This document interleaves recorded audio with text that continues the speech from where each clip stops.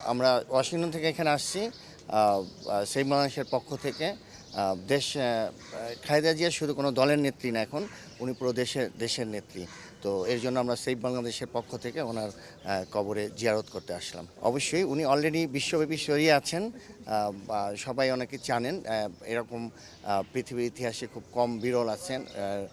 নির্দোষ, উনি ছিলেন সম্পূর্ণ নির্দোষ। তারপর ওনার জেল খাটতে হয়েছিলেন, 3বারের প্রধানমন্ত্রী ছিলেন এবং উনি জেলে থেকে উনি দেশের প্রতি ওনার মায়া ছিলেন। উনি ইজিলি ওনার খুব বেটার লাইফ লিভ করতে পারতেন, দেশের বাইরে চলে যেতে পারতেন, কিন্তু উনি কখনোই যান। উনি বলছেন আমার একটাই ঠিকানা, সেটা বাংলাদেশ।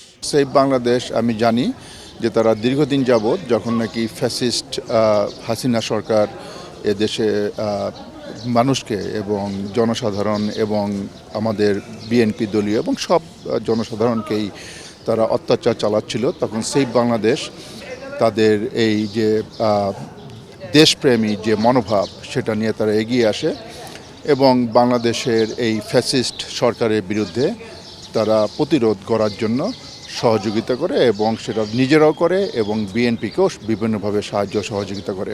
আপনাকে এবং ধন্যবাদ আমাদের সকল সাংবাদিক ভাই বোনদেরকে।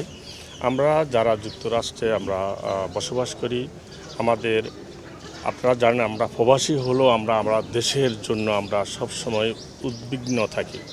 আমাদের নেত্রী বেগম খালেদা জিয়া, ওনার নেতৃত্বে আমাদের শহীদ প্রেসিডেন্ট জিয়াউর রহমানের আদর্শকে নিয়ে আমরা যারা প্রবাসে আছি, আমরা আমাদের দলের নিয়ম এবং নীতি অনুযায়ী আমরা আমাদের দেশকে রক্ষা করার জন্য গত 17 বছর আমরা একটি অবাধ নিরপেক্ষভাবে আমরা চেষ্টা করেছি বাংলাদেশে যেন সবাই ভোট দিতে পারে, ভোটের অধিকার যেন সবাই পায়। আমি আজকে এই বাংলাদেশের 10 বছর পরে এসেছি।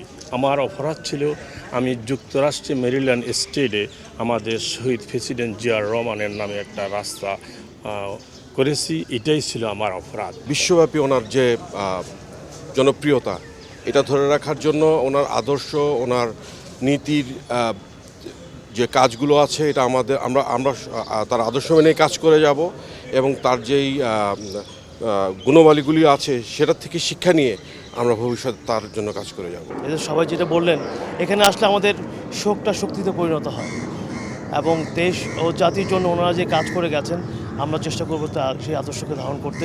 বিদেশের মাটিতে থাকি আমরা, কিন্তু আমাদের মনটা পড়ে থাকে এই দেশের মাটিতে। তার অনেক কর্ম আছেন যেগুলো আমাদের তরুণ প্রজন্মের জন্য নিদর্শন হয়ে থাকতে পারে।